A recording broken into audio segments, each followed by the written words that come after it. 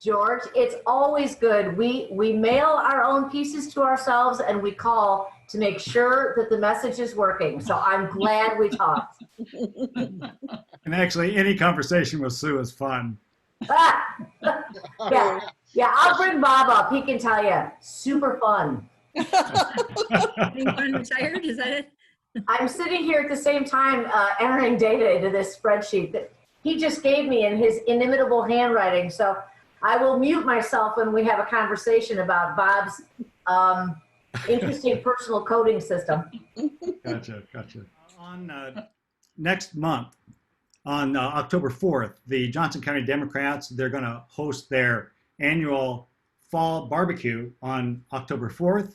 And if you go to jcdems.org, you can find out all the details there. And if you head there, you can click on this red button and you're going to get all the details about the event. So you're going to see a lot of good candidates that night. Plus, we're going to have some special unannounced guests as well. So you have to make sure you get yourself there. So go to jcdems.org and you can find out about that real fun event coming up. And that's on Sunday at 7 o'clock.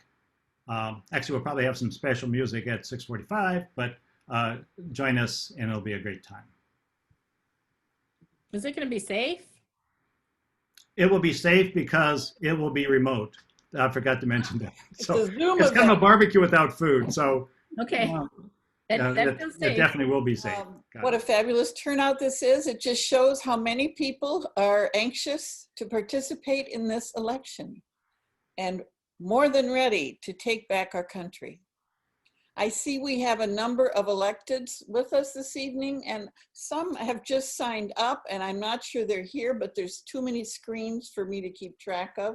So I'm just going to give them a shout out. We have former state chair Sue Dvorsky. I don't think Bob is with us, but former state senator Bob Dvorsky signed up. Senator Joe Bolcom, Senator Kevin Kinney, and he's here for sure. Hey, Kevin. State Representative Mary Masher, Janet Linus, I believe she's here, County Attorney, Iowa City Council Member Janice Weiner, and of course, Ed Cranston, chair of the Iowa Democratic, or the Johnson County Democratic Party. I would also like to acknowledge our planning committee for this event, Janice Weiner, Sarah Prinius, Ed Cranston, and Emily Silliman. Thank you for all your work in putting this together. Our first speaker is our own John Deeth. John is a staff person at the Johnson County Auditor's Office. He works in elections and does so much more. John is an expert on all things voting, and we are delighted to have him with us tonight. John's going to talk to us about procedures for voting effectively, and after his discussion, there'll be time for questions. Thank you so much for being with us tonight, John. Well, thanks for having me. It's kind of like caucuses for me because this is just like work, except it's not work. So I can interject a little opinion here and there. So I suppose first thing I want to let you know about is the current status of the lawsuit. As you may have heard, Travis was sued by the Donald Trump campaign. He got that happy piece of news the same day that he and Abby welcomed their baby into the world. So that's definitely going to be a red letter day in the Weipert family. And the hearing was on Wednesday, and we have not gotten a ruling yet, which has been kind of a surprise. I was talking with Janet about it late Friday afternoon. We were expecting, late Friday afternoon news dump, but we didn't get that. The same judge ruled in the Lynn County case the same day. So we're just wondering what's going on. So the background is Travis decided to do his own mailing after the primary. The mailing that the Secretary of State did was very, very, very successful. We had over 3/4 of the voters, both in Johnson County and in the state of Iowa, who chose to vote by mail and keep themselves safe from COVID. And then, of course, the legislature went back the day after the primary, and the Republican majority said, wait, we can't have that. We can't have that many people voting. So they changed the law so that the Secretary of State would have to get permission from the interim committee in order to mail out request forms. So rather than take our chances on that, Travis decided we were going to go ahead and do our own mailing. And we decided to make the mailing as easy as possible for people to vote. And so we included as much information as we could. And the point of contention seems to be what's called a PIN number. The PIN number in itself is an example of security through obscurity. When the voter ID law was passed 3 years ago, they couldn't pass the law that they really wanted, which was that the only ID they would accept would be an Iowa driver's license. So they knew that wouldn't pass muster in court. So they came up with this PIN number that you can't choose, you can't change, and you just kind of have to know the first time you register to vote that it's important and you need to keep that card. And making things more confusing, there's 2 different kinds of voter cards in Iowa, depending upon whether or not you've got an Iowa driver's license. So Travis decided, after talking with us, he's real good on input from the staff, that we would go ahead and include the PIN number on the form. And it was over that issue that the Trump campaign and several other wings of the Republican Party decided to take us to court. So what's going to happen? Well, the short answer to that is we don't know until the judge tells us. What happened with the Lynn County case and the Woodbury County case is that the counties were ordered to void the requests that came in on their forms that were pre-populated and send those voters new forms that were completely blank. So what we've been doing over the course of the last 2 months as requests have been coming in, we have been tracking the people who requested ballots on our forms. We've also been tracking the people who submitted duplicate forms so that if we get a negative ruling, we're able to act and move quickly. Now, there's been a lot of confusion about what is a pre-filled form because some organizations have sent out information sent out request forms that are partially filled in, that you have to add your license number and your birth date. The only forms that are under challenge are the ones that look like this, other than the fact that somebody wrote that their loved one was deceased.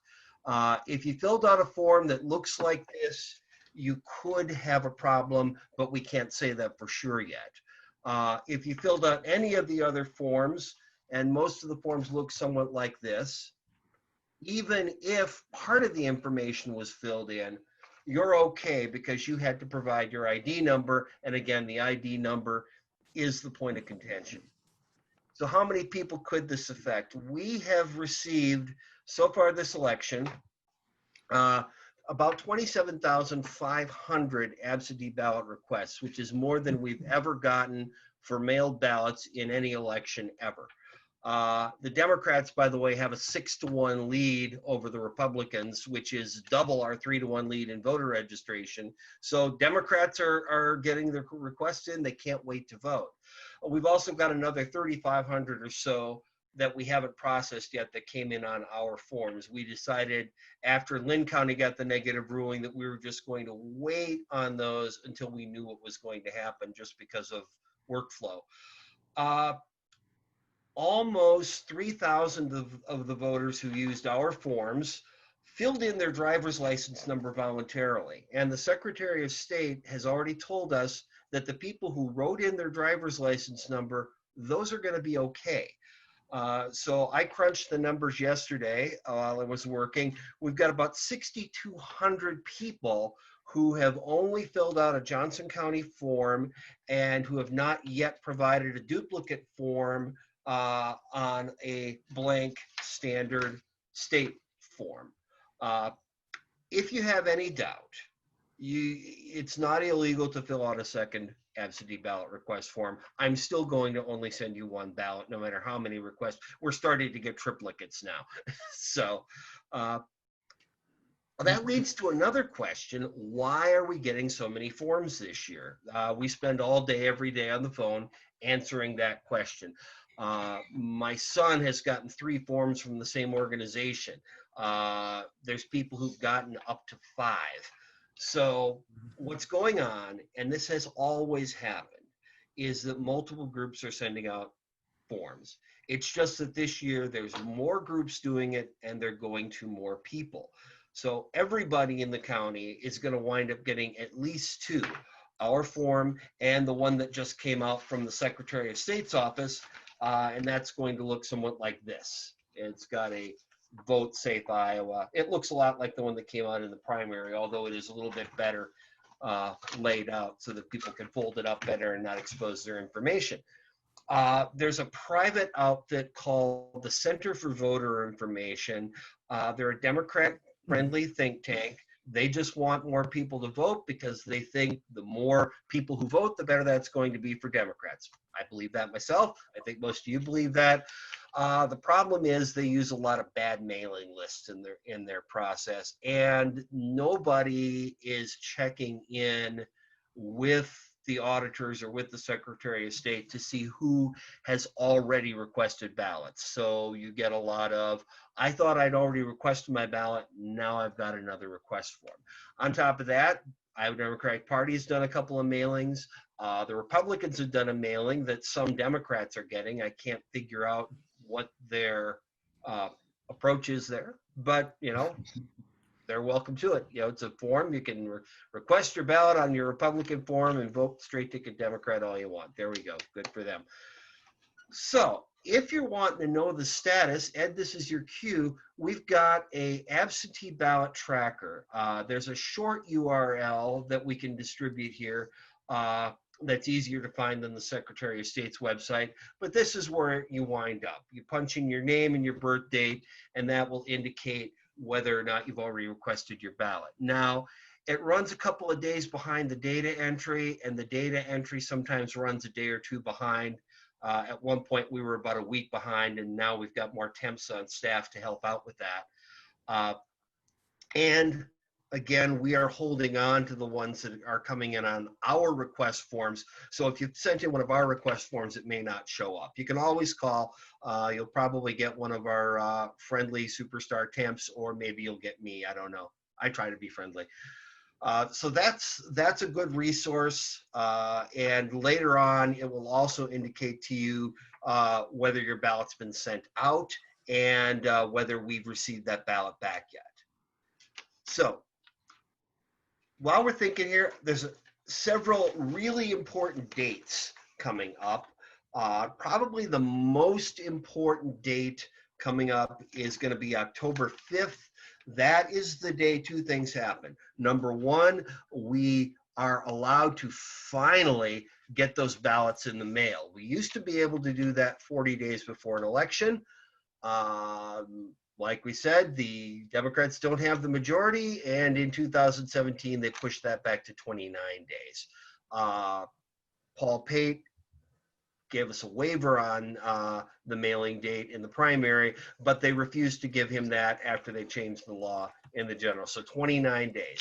That's enough time if everything goes smoothly, but those 11 days are a lot of help for voters who have problems, and it's hard because it's less time to fix those problems. The other thing that happens on October 5th is your other voting options start to happen. That is when we are going to start our in-person early voting. It's going to be different than it's been in past years. In past years, people lined up at the admin building and fought for bragging rights on who got to be the first voter. Then for the primary, we did a drive-up setup. That worked pretty well. We didn't have enough room on the last day. So what's going to happen on the 5th is we're going to have voting at the parking ramp north of the Human Services building. We'll have a drive-up setup. You'll come in off of Clinton Street, and you can vote in your car like we did for the primary. We are also going to have some satellite sites. We had no satellite voting for the primary election, but we decided that there's some places where satellite voting really is the way to go, particularly campus. We are trying to get into the IMU. We're trying to get into some of the public libraries, even though they're closed and doing pickup business rather than patrons coming into the building. We are not going to be at university hospitals. That's just too much for them to handle with everything else that they're trying to handle in the middle of this crisis. So the other option you're going to have is you're going to be able to go to the polls. Now, most polling places are going to be open. We're not combining precincts down dramatically like some counties did in the primary. There are going to be some moves, and Ed, if you want to pull the polling place lookup and maybe look up your address, our polling place lookup is on our county website, and you'll see all the polling places indicated here. I'm pointing, you can't see that. And there Ed is zooming in, pointing to his home, and that his polling place is going to be Liberty High. The polling place closures that we've got, some of them are construction that was regularly scheduled. Some of them are private facilities that don't want to host us during a pandemic, and others are places that might be willing to, but they simply can't provide the space for social distancing for the voters and for the poll workers. So we're mostly going to be in our regular spots or very close to our regular spots. So that's another option people have if they want to go on election day. I'm seeing a question here I'm going to take. Can you vote in person even if you requested your absentee ballot? What I would encourage people to do is make your voting plan and stick with it. However, you do have the right to turn in that unvoted absentee ballot and vote in person. It is going to slow the line up a little bit for you and for other people, but you do have the right to do that. One of the things we're going to need at the office is we are going to need a lot of poll workers. Everybody always refers to it as volunteers, but we actually pay, and we pay pretty well. We pay $16 an hour with time and a half after 8 hours in a day.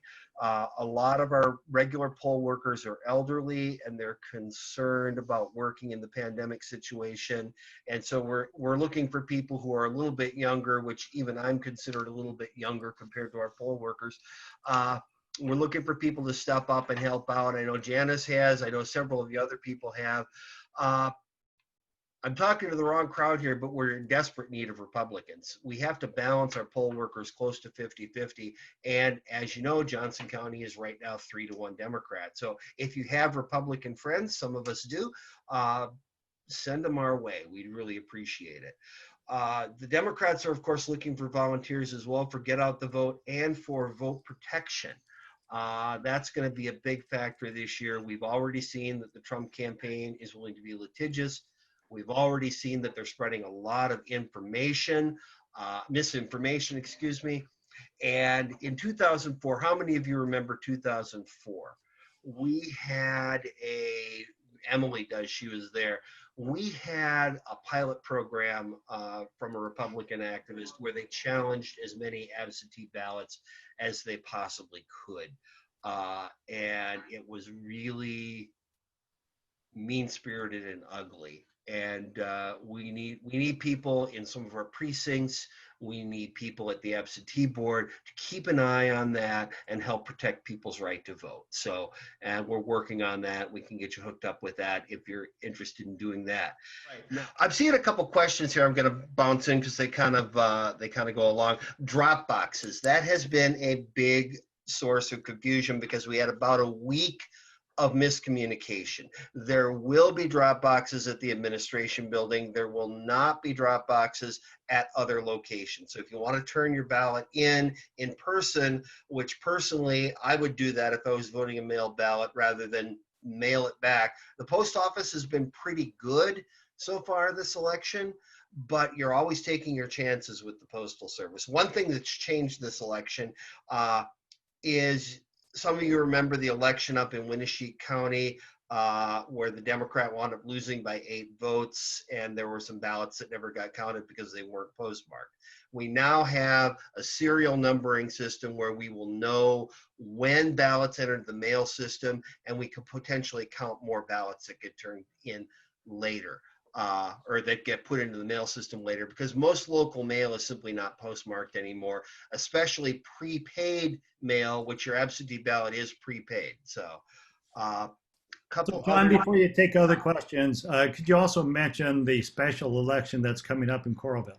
Yes, Coralville. Coralville is having a special election on the 29th of this month. This will be our second special election of September.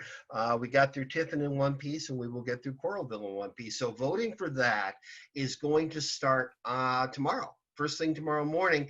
And for that, we are going to bring in people into the administration building to vote. If you're a Coralville voter, you just go to the door, tell the seats drivers who are our concierges, so to speak, tell them you're here to vote in the Coralville election, and they will let you come in, and we will have Harry and Lorraine sitting and waiting for you to vote like they normally would be. We just don't have the space for that for the general election, but we will definitely have the space for it for the Coralville election, unless you bring your family of 10 along at the same time. Then we might have to bring you in in shifts. So Okay. Thanks, John. Now Yeah. then, as far as the first question I see there in the chat is from Karen Cummins. Would you like Yeah. to read that, John, or do you want me to read it off? why don't you hit me with it? I'm trying to scroll through. What's the question? Yeah, it's I sent the initial absentee form with the PIN number and an initialed and dated each pre-populated line. Does that make it legal? Oh, I think if you hand wrote everything in, I've only seen a couple of those. If you hand wrote anything in, I don't know. If you the one thing we've been told is if you wrote in your driver's license number, you're okay. But I'd have to see if there's any others for that, and then Janet, I might have to check in with you on that one. And it depends upon how the judge writes the ruling. So Okay, so we'll hear from the judge soon. There's a question from Sharon Lake. yeah, Sharon, what you got? So when talking, go ahead, Sharon, if you'd like to just ask. Well, I was going to say, so when we talk to voters, sometimes they're, as long as it's not that pre-populated, we're not expecting challenges then from any other ABRs, correct?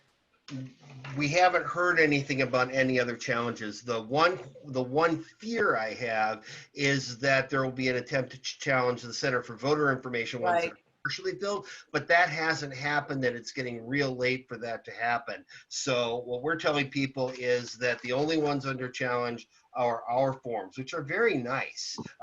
But unfortunately, well, we'll see what happens. So. Okay. Emily, do you want to go ahead and comment about your the link you put up there? Oh, no, that I had just the link that John was talking about. I put it up for tracking your ballot. Yeah. Sure. So if you want to I'll track just your post ballot, links as people are you've got it talking right about there. things. So, Yeah, if I could jump in a little bit about links, our website's been having a few issues. We are going through a domain transition. I'll type it in here when I'm done talking. Basically, we've been told by the Secretary of State that we have to switch to a .gov. For many years, we were johnson-county.com. And that will still work. It will forward you to johnsoncountyiowa.gov. Unfortunately, there's some internal links within the site. The IT staff is working on that. I'm working on some stuff in the auditor's office. So some things might not be working. I'm trying really, really hard to make sure that these lookups and forms are functional so that people can use them. But we are going through some growing pains right now. okay, I think Leslie Carpenter is saying hello to a nice little granddaughter rather than making like Sarah Palin. Yeah, I'm seeing a couple other questions here. The drop box will be outside the building. Right now, we have a drop slot in the door. I think we'll keep that. It's just that the sheer volume of ballots, both the number and the physical size of the ballot packet, is going to overwhelm that. I have to check that drop box every 45 minutes to an hour, and it fills up fast. Steve was indicating that he got a phone call that he failed to fill in his birth date. What's happening? We have a couple of our really good temps on this. If there's a problem on your form, we call you, and most problems can be fixed over the phone. The only problem that can't be fixed over the phone is if you forgot to sign something. And if we don't contact people over the phone or by email, then we have to send people a letter. That's okay right now when we've got 7 weeks. But when we get down to the end, when we've only got 3 weeks and the deadline for requesting the ballot is the 24th of October, then that makes it a lot harder. I'm going to jump in real quick. We're hitting Hi, our Dad, 7 o'clock. we're hitting our 7 o'clock time. Maybe we have time for one more question, and then we're going to move on to part 2 of the presentation today. Yeah, and if there's any other questions, feel free to contact me. This is all work for me, so feel free to call the office, and I or somebody else on our staff can help you out. And I just want to thank my coworkers and Travis as well for being so proactive and friendly to the public. So. Yeah, and also since we have them in the chat, we are making a recording of this. We'll take these, we'll share those with John, and then we can share those to the group. Yeah, I will send out an email, and I don't know if you noticed, but when I sent out the reminder about the Zoom link, I put a thing about most asked questions about voting, a little Word doc, and I think that really helped me with just the basic logistics of it all. So I will send that out. I will send out a document with all that on it. Okay, I guess we're ready for the next part of our presentation today. We are really lucky in Johnson County because we have so many Democratic voters, so we always get just the cream of the crop when it comes to organizers from the coordinated campaign. So I'm going to introduce you to Hope Williams. She's our one of our local organizers in Iowa City. She's covering east side and north side of Iowa City. And she's going to talk to us now about the coordinated campaign strategies, basically what the Biden and Teresa Greenfield campaigns are doing to get out the vote, and then also talk to you about volunteer opportunities. Hope? Thank you so much, Sarah. Cream of the crop, that is like such an incredible compliment. Thank you. Wow. But yeah, so we'll just dive in. I am going to start sharing my screen. I have a fun presentation here. So awesome. Can you all see what looks like a slideshow in a second? Yes. Okay. Amazing. So welcome, as Sarah mentioned. This is going to be short, about 7 or 8 minutes. I'm going to talk about the Iowa Coordinated Campaign. I am here in Johnson County with you all to win this in this blue place, but I'm going to talk about how we're mobilizing the vote and what this looks like. So first, I'll tell you a little bit about myself. My name is Hope Williams. I use she, her pronouns. This is my Twitter handle if you are on Twitter. And a fun fact about me is that my late grandma was a Holocaust survivor, which is one reason that I am here in this fight, fighting against an administration that I find to be extremely, extremely frightening with regards to my family history and the sorts of things that it's igniting in our country. But I'll tell you a little bit more about myself.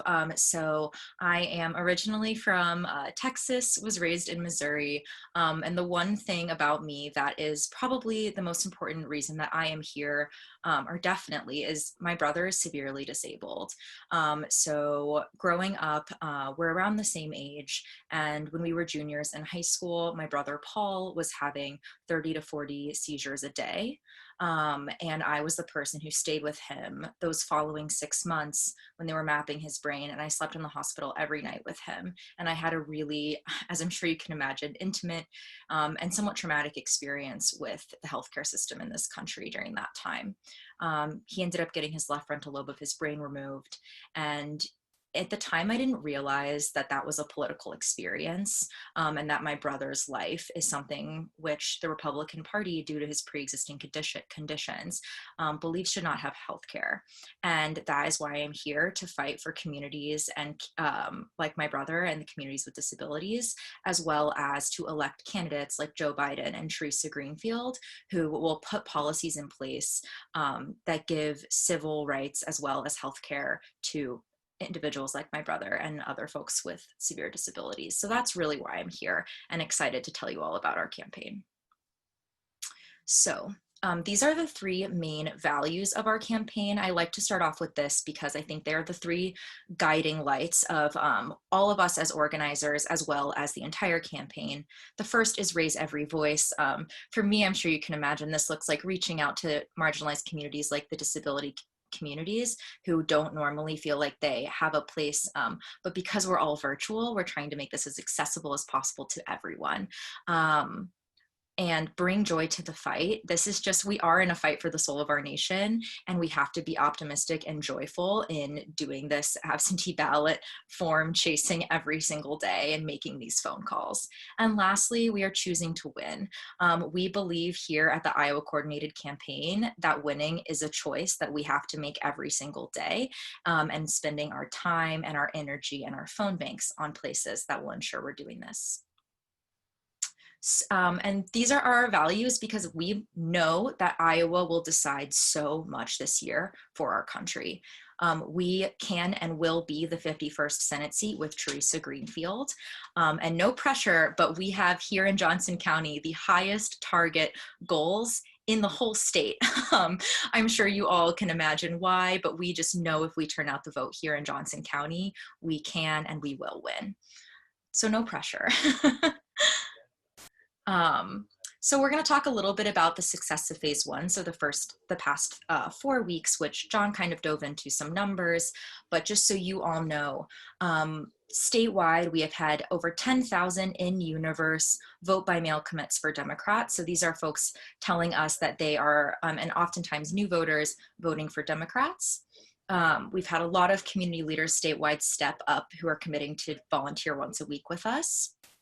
And this last bullet point, and this hasn't even been updated for yesterday and today. So this was technically the last 8 days.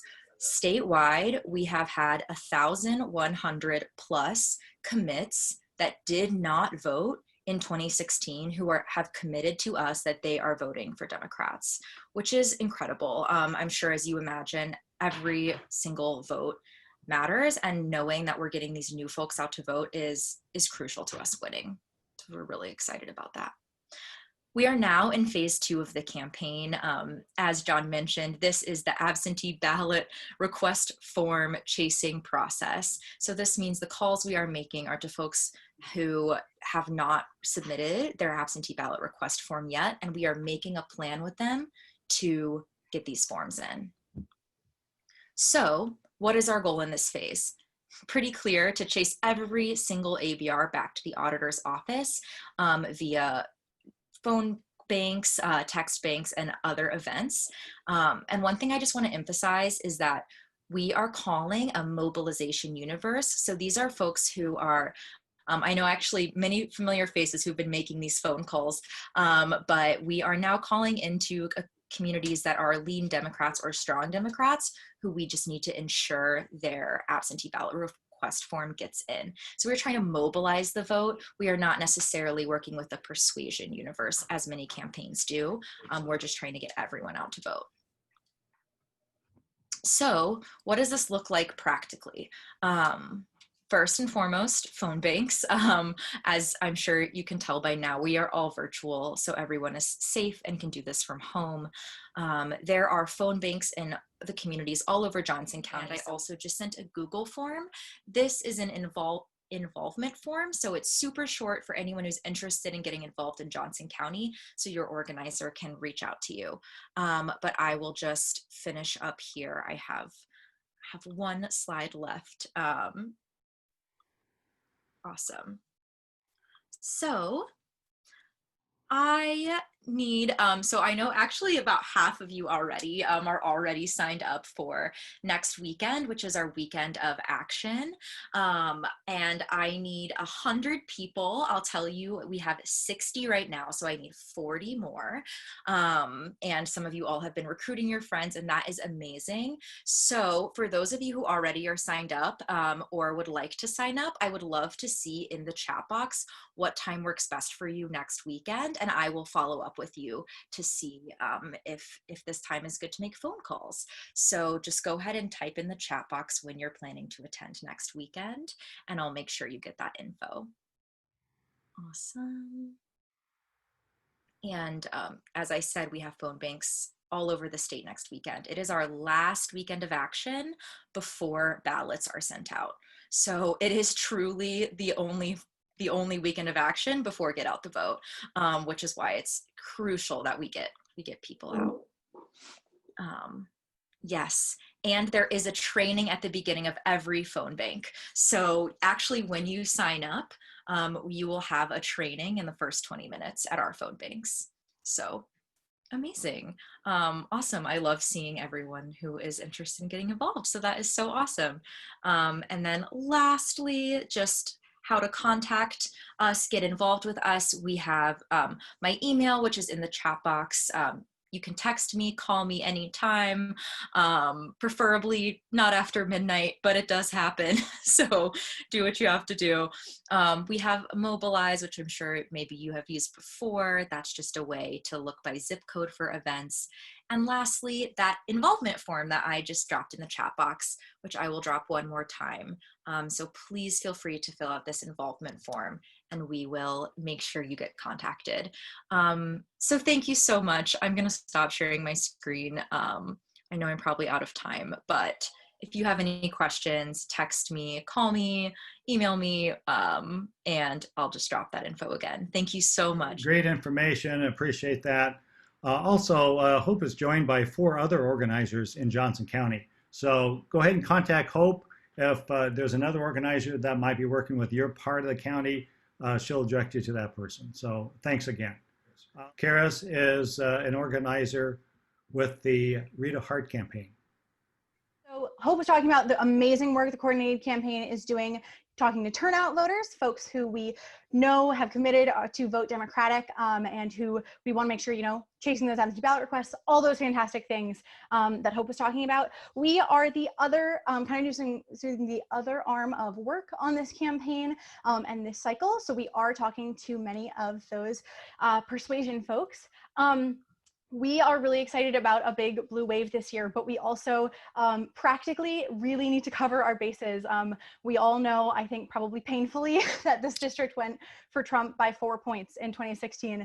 And I hope every single day that that will not happen again. We're going to see some great Democratic turnout. However, that does not mean we can slack on talking to our persuasion voters, talking to folks who are a little harder to talk to make sure that no matter what happens, we keep this congressional seat blue.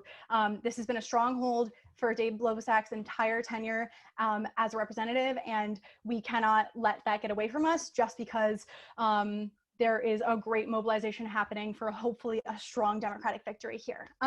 So we are not against the coordinated campaign. We are working very closely and we're excited about their work, but we need you to also, if you can, try to split up your time or encourage friends who you think are great persuasion callers or who are willing to help us out to also help out the Heart campaign. So basically our biggest need right now is for folks to attend phone banks with us. We're using a dialer system, which means that you get to talk to a lot more voters and spend a lot less time listening to people's answering machines, which is great. And we are doing that at this point 8 times a week, I think. So we could really use your help. I will put my information in the chat. Hey, Hope, we will get you right back on, so I'll finish up. I will put my information in the chat box and the link to sign up for some shifts with us. And I'm really happy to answer questions, so I can just start with the ones I've seen in the chat so far, because that's great. But I will also just be happy to answer questions on here as we go. Getting heart yard signs, as Ed might cover at the end of this, but we are getting a whole new shipment of heart yard signs, hopefully within 2 to 3 weeks. And so if you are interested, my information is here in the chat, and you're welcome to text or call me or send an email, which I'll put in here if you want a yard sign, and I will give you a call when those come in just to make sure that you get one. The other question was, is the Heart campaign calling the same voters that the coordinated campaign is calling? No, for the most part, we may be calling the same volunteer request list. So if I have called you and Hope has called you and some other great organizers have called you, that can happen sometimes, and we don't try to bother you, but we just know that you're all great volunteers, or your friends who've mentioned that's happening, they've been volunteers in the past. So that's why we have called maybe more than once. But in terms of voters, we are not calling the same list of people for the huge majority of the time. So we're not going to be like, there won't be people like, oh, the Rita Hart campaign and the Democrats call me every single day. Until we work on getting out the vote all together at the in mid-October. For the next month, we are calling very different lists. So hopefully that's just kind of helpful information-wise. And yeah, so if you can help us out, that's great. And definitely, we need that help with the name recognition, just like you're saying, Jeannie, we need the help with the name recognition. And we have a really great little volunteer community going on. So it's lovely to have you all, and thank you all to all the people who have already made calls with me. You are all such helpful and wonderful people. So hopefully if folks can get on board, that would be great. Any other questions, please feel free to send it to the chat and I'll make sure I answer them as we go. Hey, thanks a lot, Karis. Really appreciate it. Now, you did mention signs. So yeah, contact Karis if you like a heart sign. Now, as far as a Biden-Harris signs, we had 500 of those a week from Thursday. We blew through those in just 2 days. So we're going to get some more of those in. We expect to get more of the Hart and Greenfield signs in as well. I would expect, just like Karis was saying, it'll probably be about 2 weeks. Again, go to jcdems.org, scroll down to news. We will post those. We'll have 7 locations around the county where you can get signs and what hours you can get them. So let's go ahead and move on to Jack Siegel. Jack is Lonnie's campaign manager. So take it away, thank you Jack. so much, Ed, and thank you everyone for having us on tonight. We are very excited to be back here with the Potluck Insurgency team and some folks from the North Side and East Side Democrats as well, which have all been just incredible supporters of the campaign. These are tough acts to follow. I really am very excited to see that up and down the ticket, we just have an incredible group of both Democratic staffers and people really looking to get involved to make sure that we are keeping Iowa blue in a lot of ways, but also flipping some crucial seats. And that is Lonnie's role in this as well. Many of you know Sheriff Polprabeck. You know, he's been sheriff for 15 and a half years now. He is undefeated to this point, and we are looking to keep him that way come November as well. So we want to make sure that Lonnie is able to flip House District 73. It's the eastern side of Johnson County, some parts of Cedar and Muscatine as well. Now, Cedar and Muscatine are far more ruby red, so we want to make sure we're really turning out our Democratic voters here in Johnson County as Lonnie and the rest of our team in Cedar and Muscatine are making some inroads there. But this is the competitive seat in the area to flip the Iowa State House. I know that we heard from John today some of the horrible things that happen when we have only Republican control in Des Moines, and the State House is one of the ways that we can make sure we change that. So please get involved over the next 50 or so days that are coming up here, because this is really one of the races in the area to watch. The key things I'll give some updates on today is, first and foremost, and huge thank you to everyone that has contributed already, but Lonnie has raised a record amount for this seat already. We are really excited. We're starting to see some paid advertising going up with radio ads.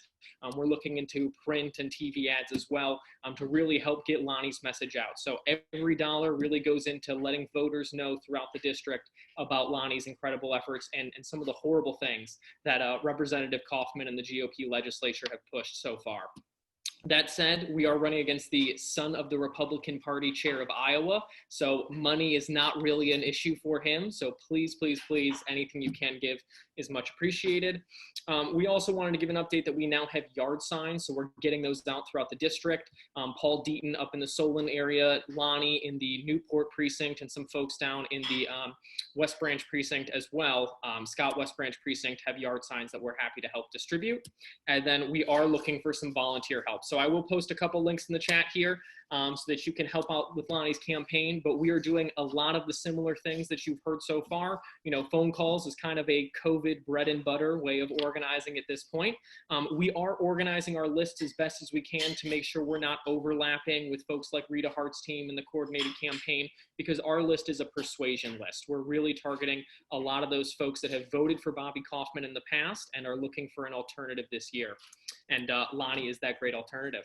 We do use an auto dialer dialer. We're using it for specific weekends of action and days of action. Our first one's actually going to be on the 27th. So if you'd like to get involved, you can follow those links there to make sure you sign up to join us there. And that will be an auto dialer just for House District 73. So this is just turning out the vote in House District 73, getting Lonnie's name out, making sure folks know how to request those absentee ballots before October 5th. We are also doing something a little bit more unique. We're going to be doing lit dropping as well. Now, this is entirely COVID conscious. This is completely socially distanced. If you want to get some fresh air, you want to, get out and get active and help out some Democratic candidates, we can either do it in Johnson County. If you're looking for a little bit more of a scenic lit drop, we can send you over to Cedar County as well, where we can help get the information out about Lonnie.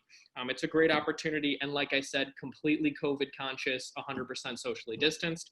And then finally, we also have one other opportunity for a relational organizing tool. Whether or not you live in the district, House District 73, if you know some folks in Eastern Johnson County, or especially in Cedar and Muscatine, please let us know. We'd be happy to get you set up on this. It's a great tool called Reach that some of the other organizations have been using. It allows you to text, call, email, however you want to reach out to people in your network. We give you the tools to do so with Lonnie's campaign. So thank you again so much for having us on. We're really excited to work to elect Democrats up and down the ticket here.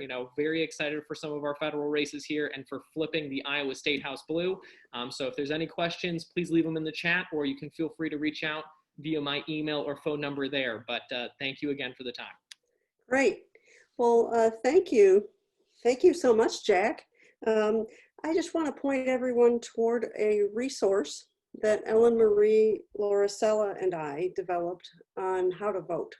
It's just kind of a how-to comprehensive. I will post the link, and it'll also be in the information that we send as an email to follow up. There are other voter guides. The Johnson County Democrats has a voter guide up, and many of them are very good. So, find yourself a voter guide if you have voting questions. We have worked hard to make this useful to volunteers, enough detail for volunteers, but usable for any voter who just has a question. So I really appreciate how our speakers have helped us keep to our time. We promised people to finish in an hour. It's just fabulous. I want to thank all of our speakers: John Deeth, Hope Williams, Karis Edwards, and Jack Siegel. And I want to thank Jane and Ed Cranston for hosting and managing the technical side. And thank you all for joining us, and go Democrats. I feel fired up. I hope you do too. Hey, thanks, Emily. Great to see everybody. Again, we will share these the responses to the group. And again, thanks for your time tonight. Thank you, everybody. Thanks for coming. Thank you all for coming. Thank you.